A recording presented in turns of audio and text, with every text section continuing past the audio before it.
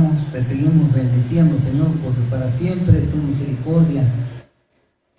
Señor, estamos conscientes y seguros que no solo de pan vivirá el hombre, como está escrita tu palabra, Señor, sino también de toda palabra que sale de tu boca. Que tu Santo Espíritu, Señor, hable a nuestros corazones y nos dé ese alimento, Señor, que tanta falta nos hace, porque vivimos, Señor, en este mundo donde hay tantas cosas que están sucediendo, pero, Señor, tú eres nuestra fuerza, nuestra fortaleza. Bendito sea, Señor. Gracias por la vida de tu siervo Elías. Gracias, Señor. En el nombre de Jesucristo te lo agradecemos y suplicamos todo, Padre eterno. Amén. Bien, ahí está, ¿verdad? Nuestro tema, Operación Profeta Elías, parte 3. ¿Cuál era el propósito de Dios? ¿Cuál era el propósito demostrado, manifestado con su siervo Elías? Pues era regresar a Israel, al Dios verdadero, porque ya vimos anteriormente que estaban perdidos, no adoraban al Dios verdadero. Los reyes los habían desviado a confiar en becerros de oro, a confiar aparte con Acab, el rey Acab, en Baal y Acera. Y bueno, ya vimos todo eso, ¿verdad? Hoy día los creyentes debemos tener cuidado cuando llegamos a cierto profeta o predicador. Hoy día hay muchos predicadores. En YouTube, en el Face, hay muchos predicadores, pero no todos esos predicadores están centrados en la doctrina. Algunos tuercen las escrituras, y dice el apóstol Pablo que la tuercen para su propia perdición, dice la palabra del Señor. La tuercen para su propia perdición, porque hay gente no salva, porque hay gente que no tiene a Cristo. Hay predicadores falsos y nosotros debemos tener cuidado. Ahí hay una cita de Deuteronomio 13, el quinto libro de Moisés, capítulo 13, versículos. Quiero que lo veamos ahí, que lo chequemos, lo que dice ahí la palabra del Señor. Dice Dios en su palabra: cuando se levantare en medio de ti profeta o soñador de sueños, y te anunciare señal o prodigios, y si se cumpliere la señal o prodigio que él te anunció, diciendo: vamos en pos de dioses ajenos que no conociste, y sirvámosles, no darás oído a las palabras de tal profeta, ni al tal soñador de sueños, porque Jehová vuestro Dios os está probando para saber si amáis a Jehová vuestro Dios con todo vuestro corazón y con toda vuestra alma. ¿Qué aprendemos de esto? Dios permite que se levanten los falsos profetas. Por eso hoy día también hay muchos falsos profetas. Aquí está la respuesta: porque Dios permite que se levanten, porque Dios nos está probando a nosotros a ver qué tanto amamos a Dios, qué tan documentados estamos en su palabra para no dejarnos engañar. Pero también dice para probarnos a ver qué tanto le amamos, qué tanto le amamos. Mucho ojo a todas estas cosas que están sucediendo. Mucho ojo. Continuamos, vamos a la siguiente diapositiva. El Señor Jesucristo dice que se levantarían falsos profetas y falsos cristos y que harían prodigios, que harían milagros, de tal manera que tratarían de convencer, si fuera posible, a los escogidos. Cuando leemos Mateo 24, de los versículos 21 al 26, Cuidado, bueno, todo el capítulo ahí no se está hablando, ¿verdad? Bueno, el profeta Elías era un poderoso profeta de Dios, por ser hombre de fe y por ser hombre de oración, santo al Señor. Nada más, si vemos ahí, ¿verdad?, esas características que tenía este siervo de Dios. Amaba a Dios y era celoso. Hoy día la gente podría decir, es un fanático, era un fanático, ¿verdad? A veces cuando nosotros leemos la palabra de Dios, adoramos al Señor, hay personas que nos critican y dicen, es un fanático. Pero si me lo dicen porque yo estoy agarrado del Señor, ¿qué importa lo que me diga la gente? Que me digan lo que me digan, yo sé por qué lo hago, yo sé por qué Dios así me lo hace sentir en mi corazón. El Dios eterno también le dio un trato especial a este profeta, a este siervo de Dios. Le concedió cosas maravillosas que a pocos nos concede a todos, ¿verdad? Solamente le concedió esas ciertas cosas a Elías. ¿Y qué cosas le concedió? Bueno, pues ya las hemos venido viendo, ¿verdad? Lo que él decía se cumplía. Viva Dios, le dice a Acab que no va a llover por estos años, sino solo por mi palabra, y no llovió. Le dice a la viuda de Sarepta, así dice Dios, no faltará la harina ¿verdad?, en la vasija, y tampoco menguará el aceite. Y se cumplió. Muere el niño de esta viuda, y Elías ora y el niño resucita o revive. Qué maravilloso. Fíjense nada más, cosa que a nosotros no se nos ha concedido, ¿verdad? Ahora, si se nos concediera, ¿cómo nos sentiríamos? ¿Verdad?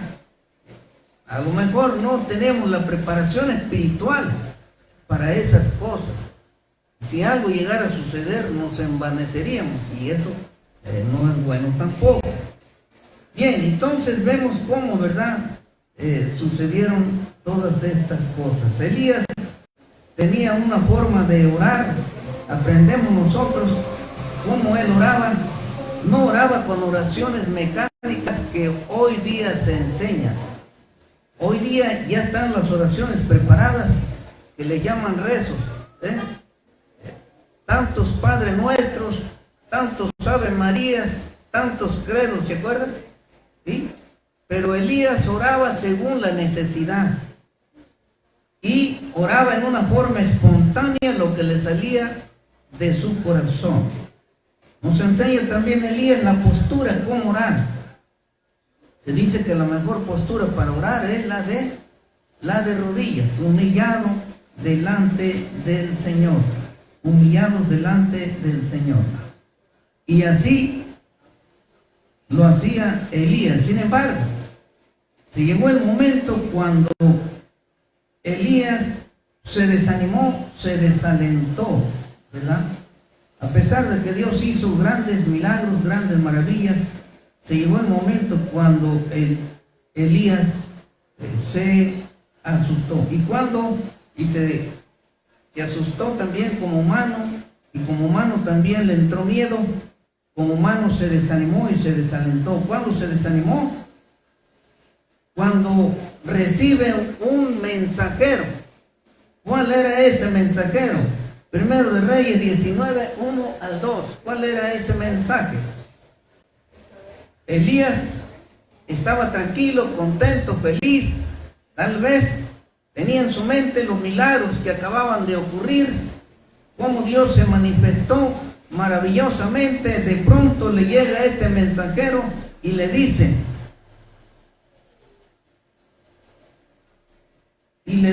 Jezabel dice así, Así me hagan los dioses y aún me añadan. Si mañana a estas horas yo no he puesto tu persona como la de uno de ellos, porque Acab le había dicho lo que Elías había hecho con los profetas de Baal. ¿Qué había hecho con los profetas de Baal? Los había degollado. Entonces dice Jezabel, así como tú degollaste a mis profetas, también así te voy a dejar tu cabeza. ¿Se imagina? Entonces, ese ánimo que él tenía de ver la maravilla de Dios se le cambia en una profunda ansiedad y desaliento y desánimo, que lo primero que se le viene a la mente es huir, huir, huir. Por eso mi tema, en el cual les invito a meditar, es la reina Jezabel versus el profeta Elías, o la reina Jezabel en contra del profeta Elías. Bueno, pasamos aquí a la siguiente diapositiva.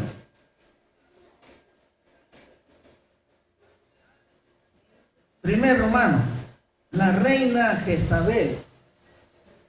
Como podemos ver ahí el texto, ¿verdad? La reina Jezabel era una mujer obstinada a la idolatría. Dice la palabra del Señor ahí en la versión 60, dice, cuando Acab le contó a Jezabel todo lo que Elías había hecho y cómo había degollado a los profetas de Baal, Jezabel mandó un mensajero a Elías a que le dijera que los dioses me castiguen, y más aún, si mañana a esta misma hora no te he cortado la cabeza como lo hiciste tú con los profetas de Baal. Ahí lo dice, repito, en Primero de Reyes 19, 1 al 2. Y estoy leyendo esta versión, la versión Reina de Valera contemporánea. ¿Se imaginan?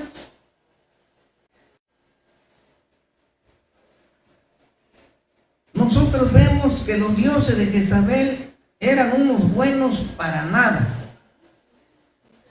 No hicieron llover durante los 3 años de sequía. No enviaron fuego del cielo que consumiese su propio holocausto como lo propuso Elías. En cambio, el Dios de Elías envió fuego, un fuego milagroso, sobrenatural, que consumió hasta las piedras, etcétera. ¿Se acuerdan? La mujer, al oír todas estas cosas, debió reaccionar con un temor reverente al Dios de Abraham, Isaac y Jacob. Pero a la mujer no le bastó, porque ella estaba cegada en la idolatría. No le fue suficiente, pero Jezabel nada le importó oír los milagros que el buen Dios acababa de realizar, y se lanza en contra del siervo de Dios con toda su ira, amenazándolo de muerte. Lo bueno fue que Dios no le permitió que lo atacara de inmediato. Primero le avisó, eso fue lo bueno, porque le dio tiempo a Elías poner tierra de por medio, es decir, huir. Así le dio tiempo al profeta que huyera y se escondiera cuanto antes. Qué bueno. Pero qué tal si manda unos 50 soldados y díganle, no le avisen, investiguen dónde vive, rodéenlo y córtenle la cabeza. Eso hubiera estado peor. Pero fue torpe, porque Dios quiso que así actuara. Primero le manda avisar, mañana. Gracias a Dios, el Señor la turbó y no actuó de inmediato. Y su siervo tuvo tiempo de escapar. Gracias al Señor. Pasamos a la siguiente diapositiva.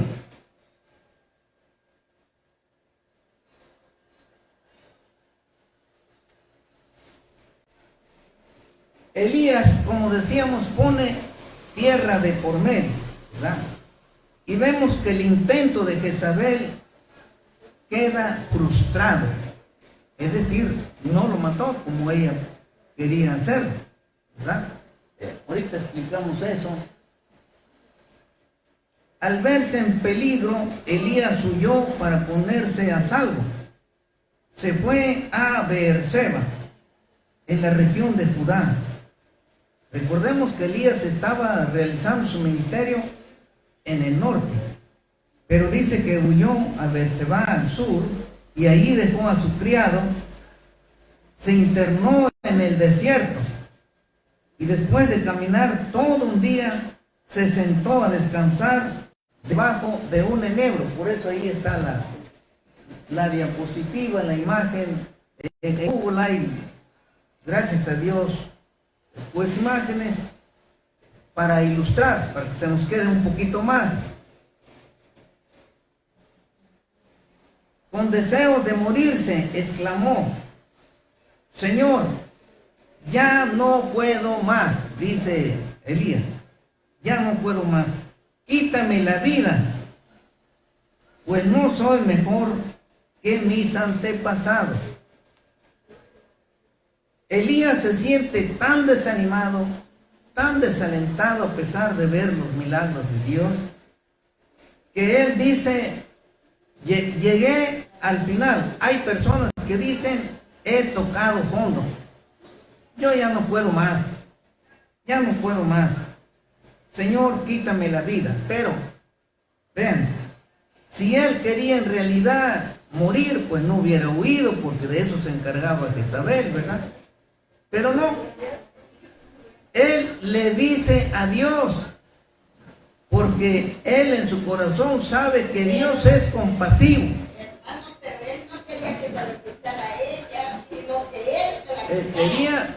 Él no quería que Jezabel, ¿verdad?, le quitara la vida. Quería que Dios, ¿por qué? Porque Dios es el que nos da la vida. Y Él es el único que tiene derecho de quitárnosla el día que Él quiera, a la hora que Él quiera. Él es el único. Y esto nosotros podemos orar también.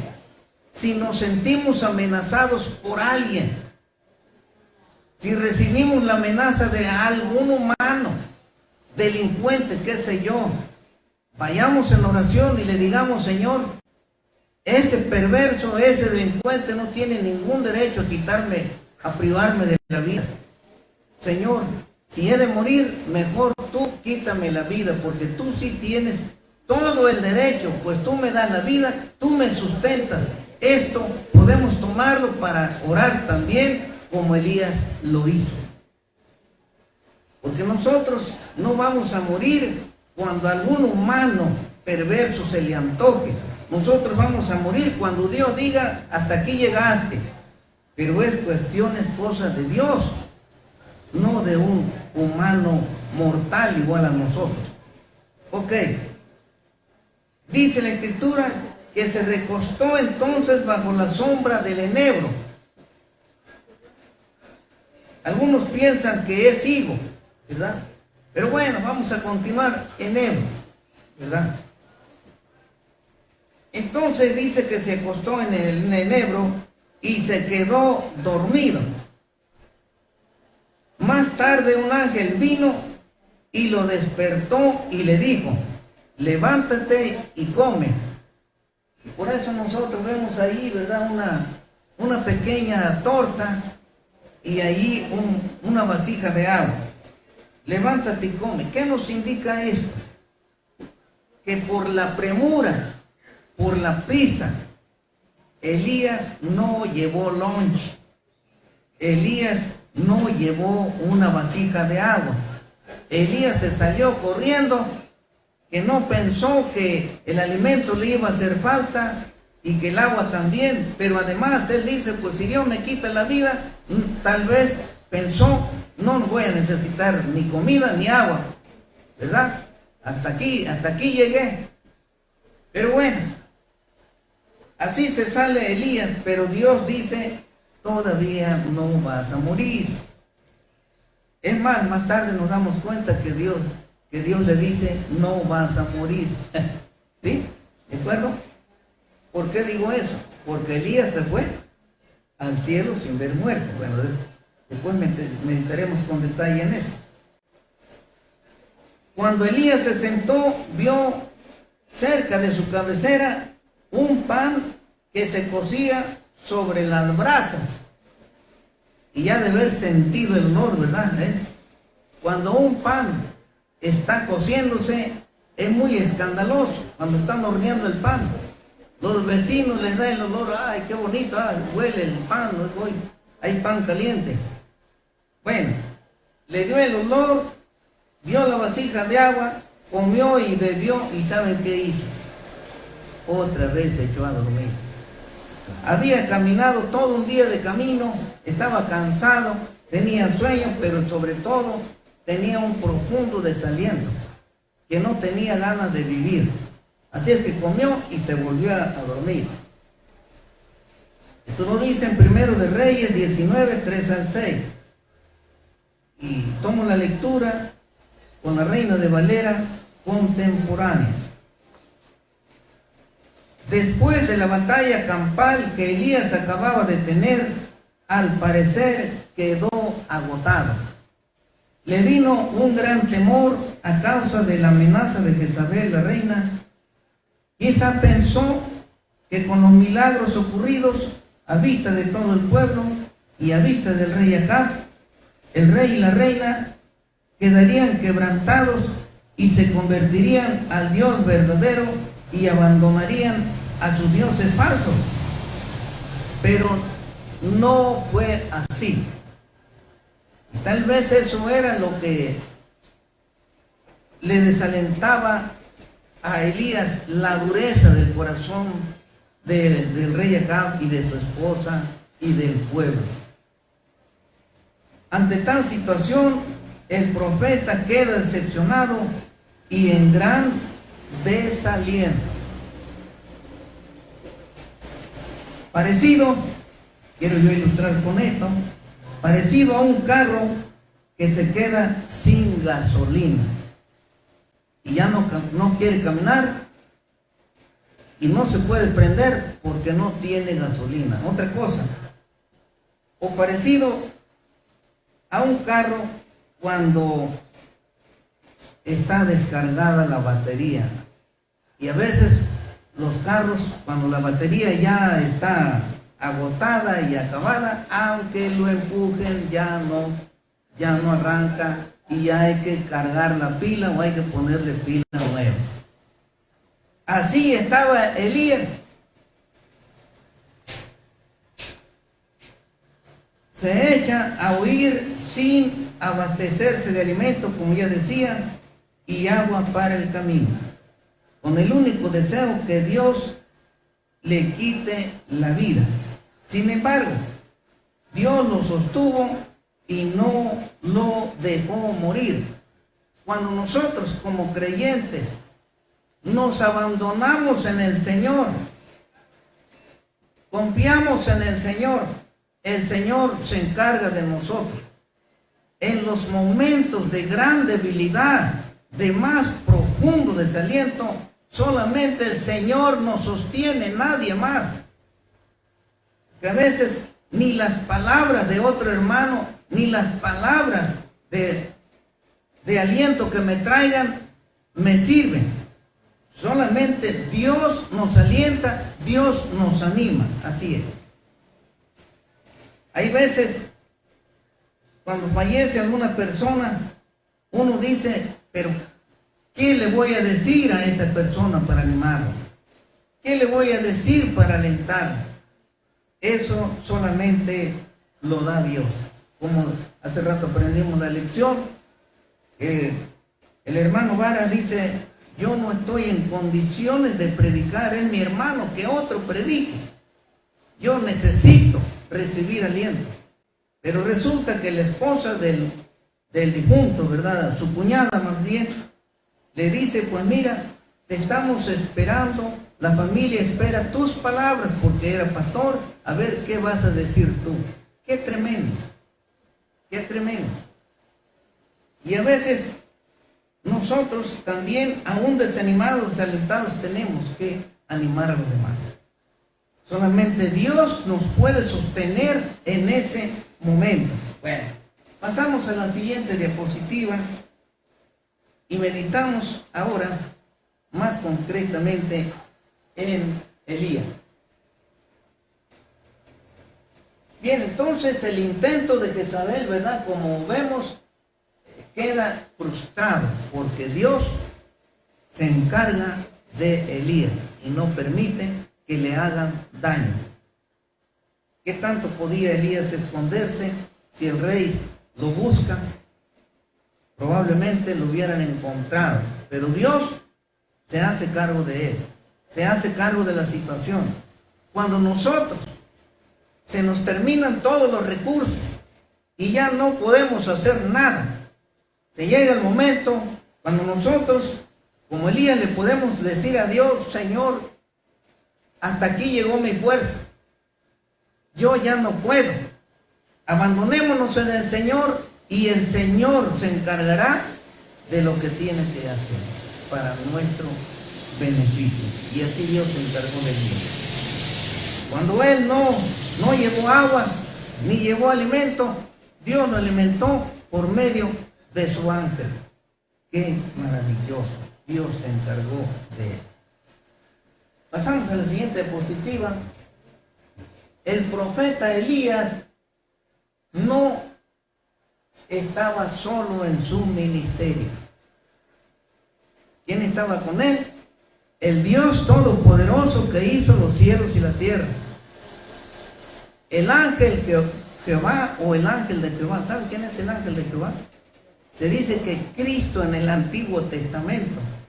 Y además cualquier otro ángel que Dios quisiera que ministrara a Elías, porque ¿cuántos ángeles tiene Dios? ¿Alguien sabe cuántos ángeles tiene Dios? ¿Ven? ¿Cuántos ángeles tiene Dios? Millones de ángeles. ¿Se imaginan? Qué maravilloso es nuestro Dios. Bien, entonces no estaba solo, aunque él se sentía solo. Dios le demuestra que no estaba solo. Y Dios nos quiere decir en este momento también a cada uno de nosotros: no estamos solos, Dios está con nosotros. ¿Cuántos decimos amén? Gloria al Señor. Alabado sea Dios. En los momentos de gozo, de alegría, de paz, de felicidad, Dios está con nosotros, pero también está con nosotros en los momentos difíciles, más tensos de nuestra vida. Él está con nosotros. Gloria a su nombre, gloria al Señor.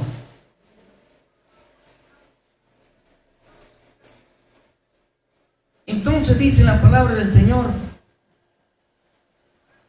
dice la palabra del Señor, vean, ahí está el recorrido que hizo Elías, ¿verdad?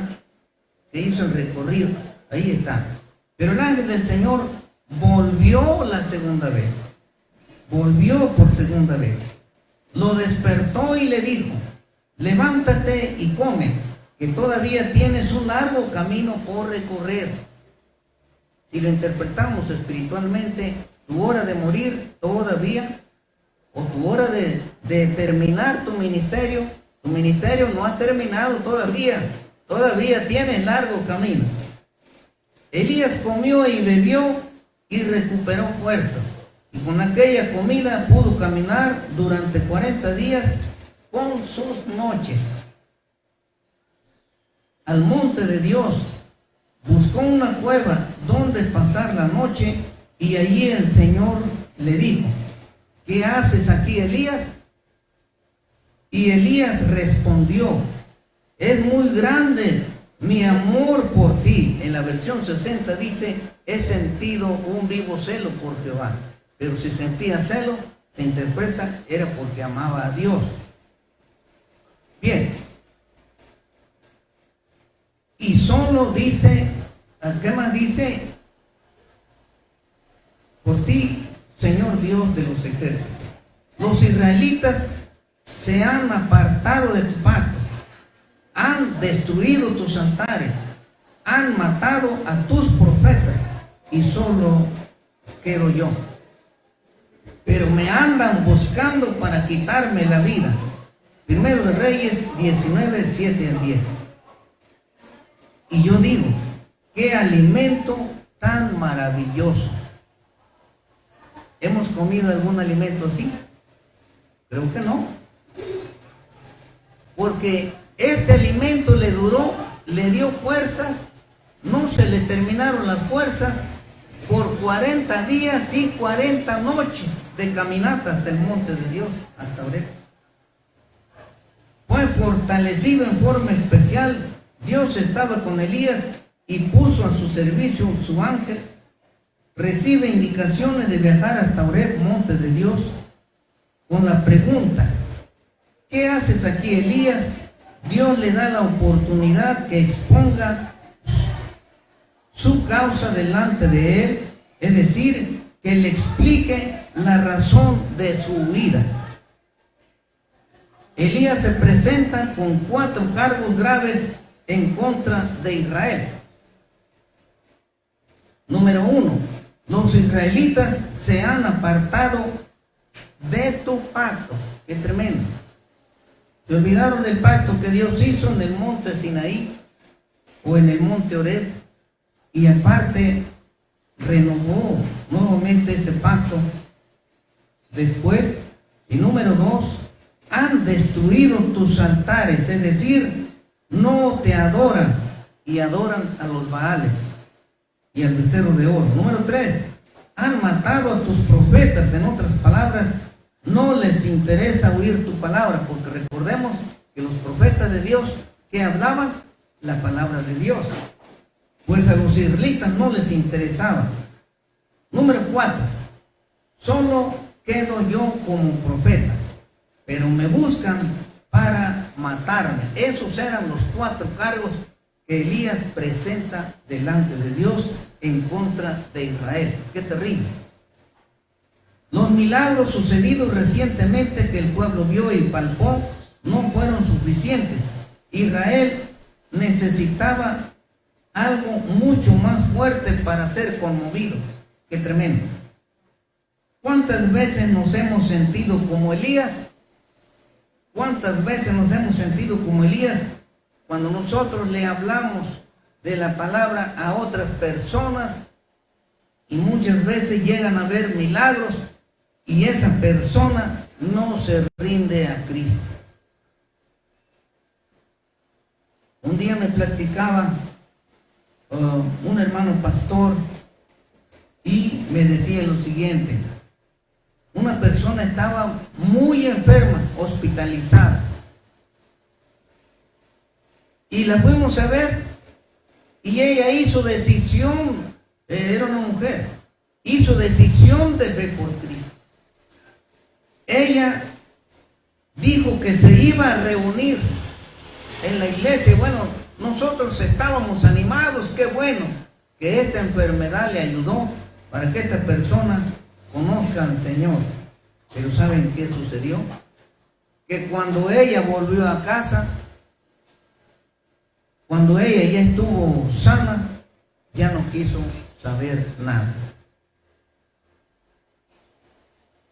Pensó que su decisión había sido muy precipitada, orillada por la crisis que vivió, pero que ahora ella ya había recapacitado y había reflexionado que no era cierto, que necesitaba del Evangelio. Qué tremendo. Así hay personas. Nada más quieren el beneficio material, el beneficio físico. Cuando tienen problemas, entonces quieren de Dios, pero resuelto su problema, ya no quieren saber nada. Qué triste, qué triste. Pero Dios le manifiesta a Elías que no estaba solo,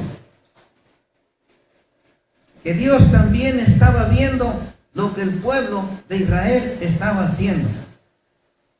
Hoy día Dios está viendo lo que la gente está haciendo, cómo es indiferente a las cosas de Dios y cómo se postran ante un muñeco y cómo le hacen peregrinaciones a una imagen.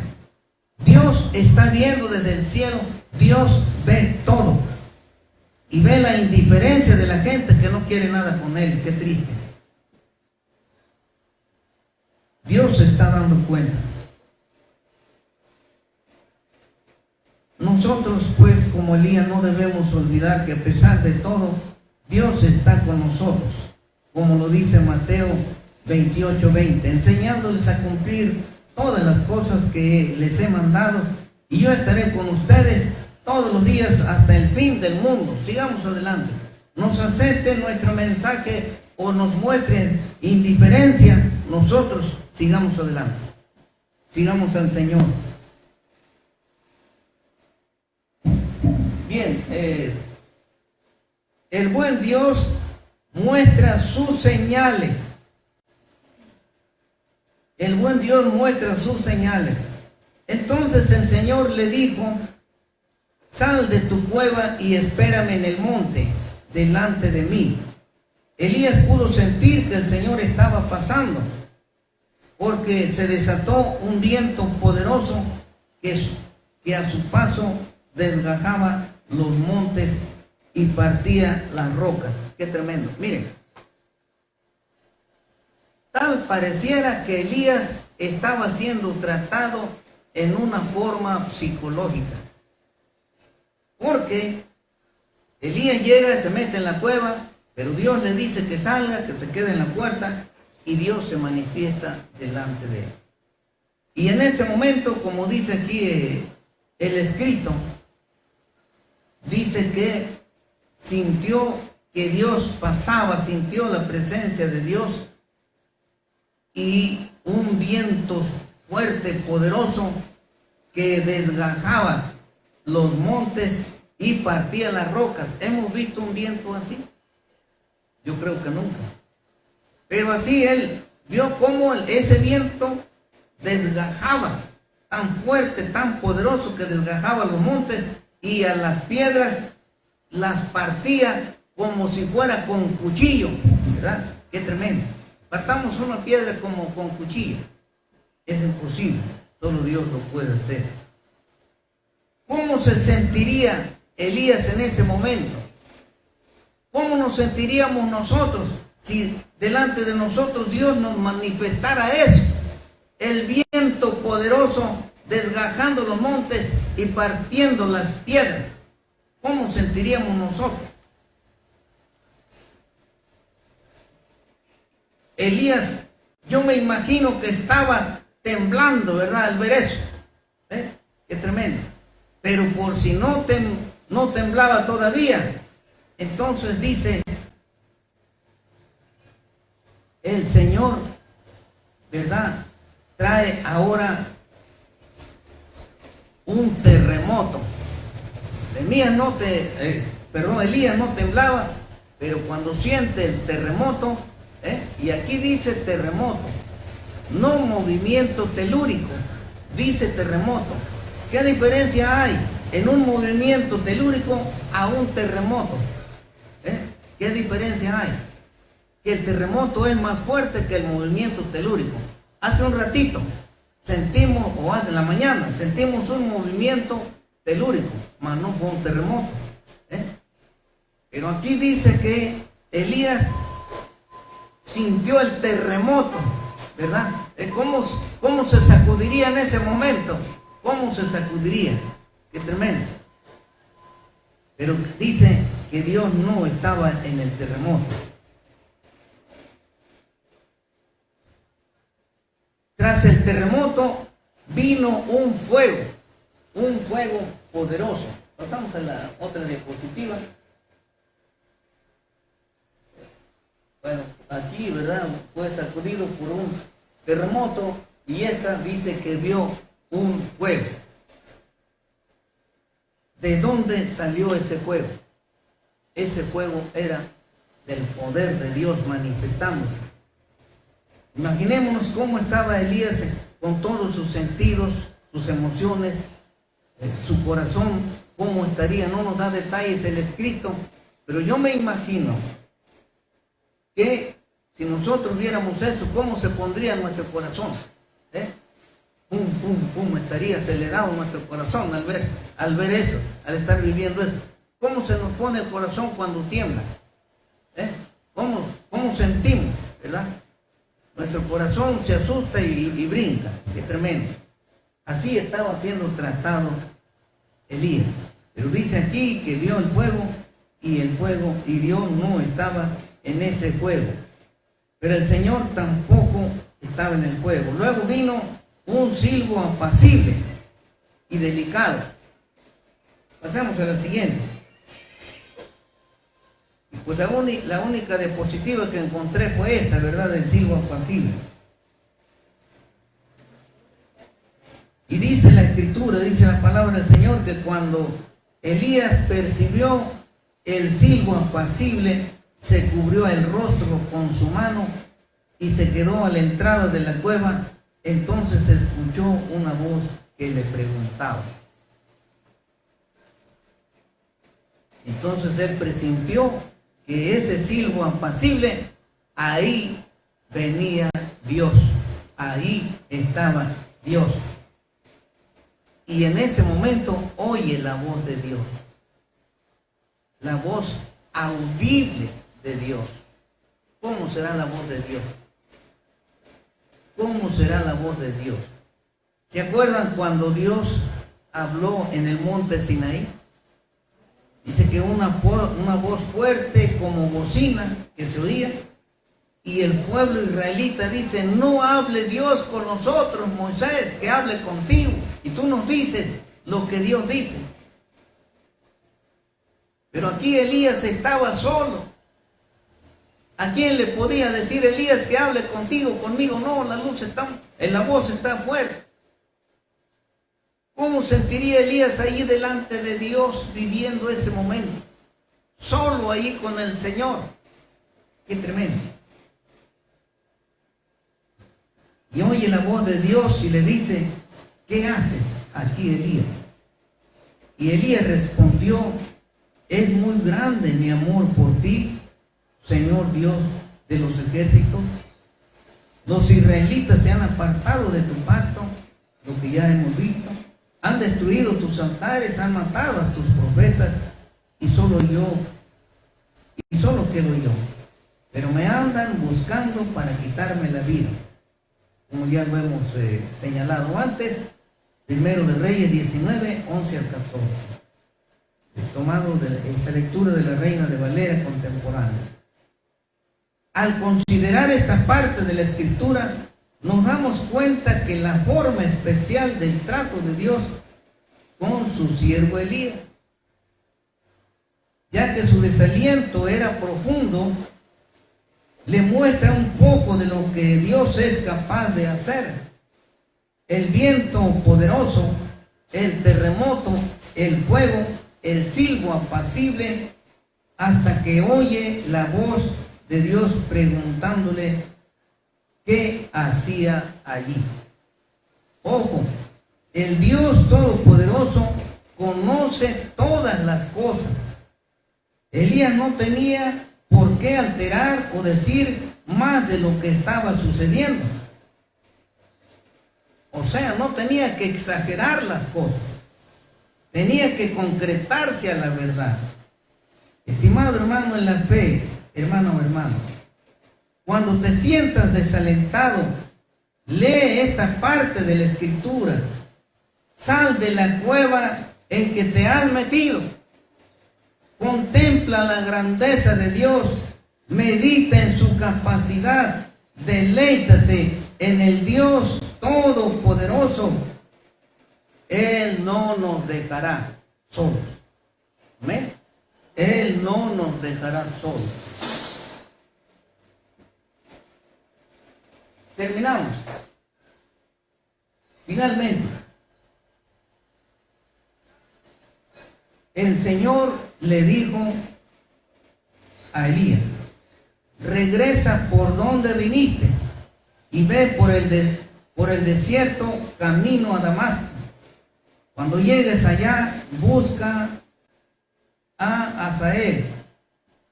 La versión esta dice Hazael porque se interpreta la H como J, Hazael. y úngelo como rey de Siria. Luego busca a Jehú, hijo de Nimsi, y úngelo como rey de Israel, y a Eliseo, hijo de Safat, del pueblo de Abel Meola. Úngelo para que ocupe tu lugar como profeta. Eliseo iba a ser su sucesor. Y ojo con lo siguiente: si alguien escapa de la espada de Hazael o Hazael, Jehú lo matará. ¿Esa era una buena noticia?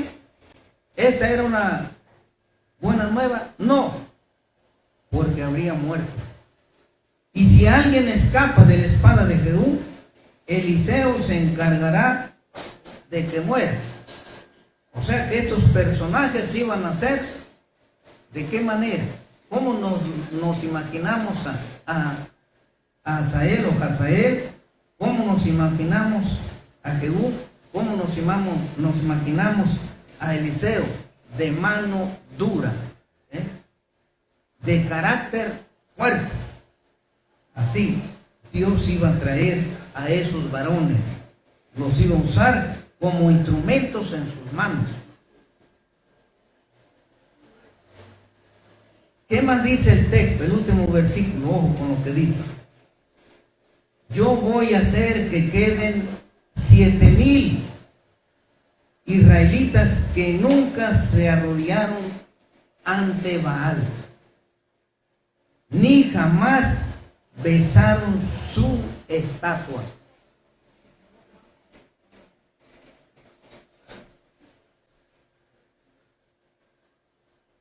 Pasamos a la siguiente.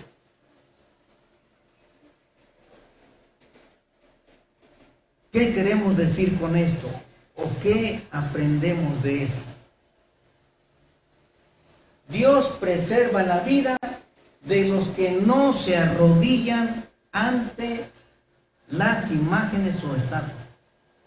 Aquí lo dice. Dice, yo me reservaré, ¿verdad? Yo voy a hacer que queden 7,000 israelitas que nunca se han arrodillado ante Baal.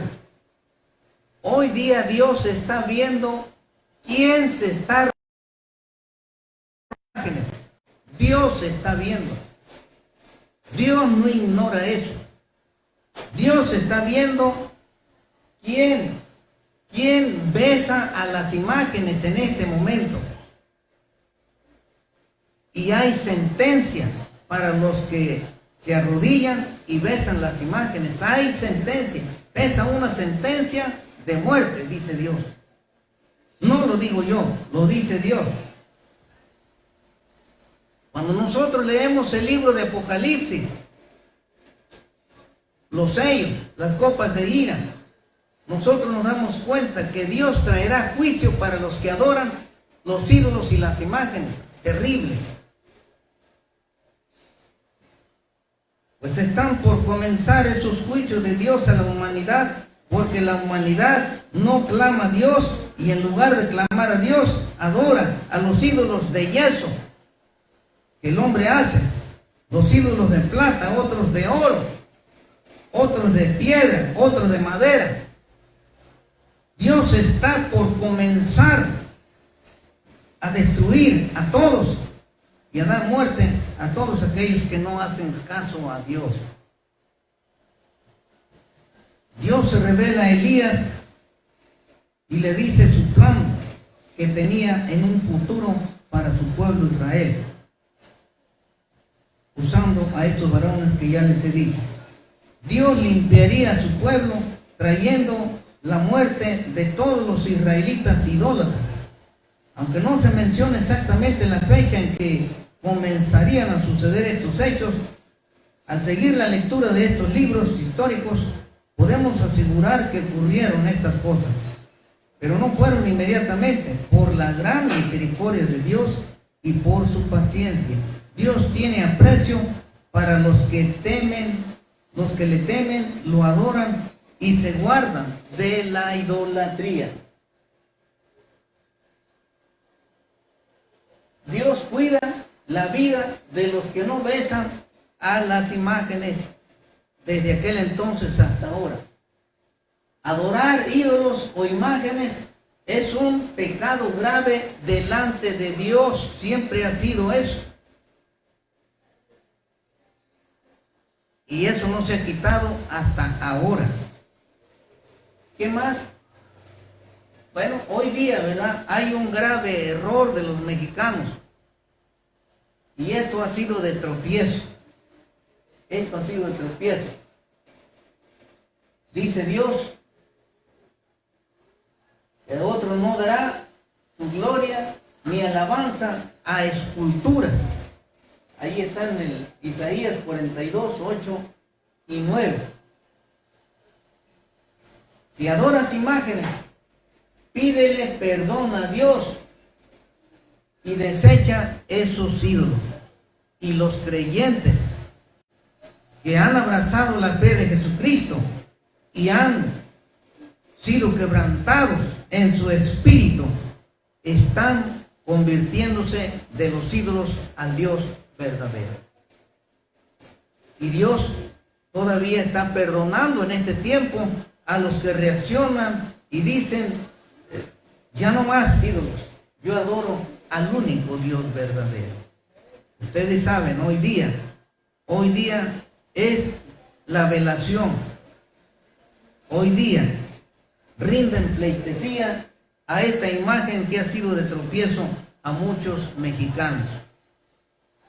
Y la situación está en que se dice que en España es blanca y en México es morena, y por eso le llaman la morena del Tepeyac. Pero se dice que en África es negra. Bueno, por fin, ¿de qué color fue María? ¿Fue blanca, fue morena o fue negra? ¿De qué color? Para que vean cómo tergiversan todas las cosas. Pero además, ¿quién le tomó fotografía? En aquel entonces, en el primer siglo, no existía la fotografía. ¿Quién la pintó? ¿Quién? No dice la escritura nada de eso. La aparición es un invento del catolicismo mexicano. Se dice que todos los lineros se iban a Roma y el clero mexicano no hallaba cómo parar toda esa corriente, todo ese arroyo para Roma. Entonces inventaron la aparición de la guadalupana en el Tepeyac para que ahora, con el pretexto de que ya no se vayan todos los dineros a Roma, sino que se queden para rendirle pleitesía a la morena del Tepeyac. Así es que ese es el gran pretexto. Pero mucha gente ha caído en todo eso. Y miren, ¿cómo no lo va a hacer la gente? Su propio jefe. Ahí está, es una fotografía que viene en YouTube, en Google. Ahí está. ¿Cómo la gente no va a adorar imágenes o ídolos? Pues así le enseña su líder. Así le enseña su líder. Y hubo un escándalo porque resulta que también adora toda clase de imágenes, pero también estaba adorando a la Pachamama, un ídolo, creo que es de Guatemala, algo así. Sí, Brasil. Del Amazonas. ¿Mande? Del Amazonas. Del Amazonas, algo así. Pero sí, la Pachamama es tremendo, ¿sí? Porque queda bien con el mundo, ¿sí? No con Dios, queda bien con el mundo. Que Dios nos libre, que Dios nos libre. Oremos al Señor. Padre, gracias por tu palabra. Líbranos, Señor, de caer en pecado de idolatría. Porque por eso, Señor, echaste a los que vivían en la tierra de Canaán, donde la heredaste a tu pueblo Israel, porque había adoración a muchos ídolos abominables, había sacrificios humanos que a ti no te agrada, Señor. Y tantas cosas, Padre eterno, tantos pecados, Señor, que había en esas ciudades, no te adoraban, Señor, y por eso los echaste. Pero qué tristeza, Señor, más tarde tu pueblo Israel se contagió, se contaminó y cayó, Señor, en esa maldad. Pero hoy día, Señor, todavía, Padre, hay cosas que tu pueblo de Israel está haciendo. Perdónanos, Señor, perdónanos a todos, Padre, si hemos llegado a caer en pecado idolátrico. Perdónanos, Señor, y guíanos, Señor, que tu Santo Espíritu nos guíe a alabarte y adorarte única y exclusivamente a ti, porque tú hiciste los cielos y la tierra, porque tú, Señor, dices, no te harás imagen. En Éxodo 20 nos dices con claridad que no debemos hacernos imagen, ni debemos postrarnos y arrodillarnos delante de ella, ni besarla. Ayúdanos, Señor, a ser íntegros delante de ti, por Cristo Jesús. Amén.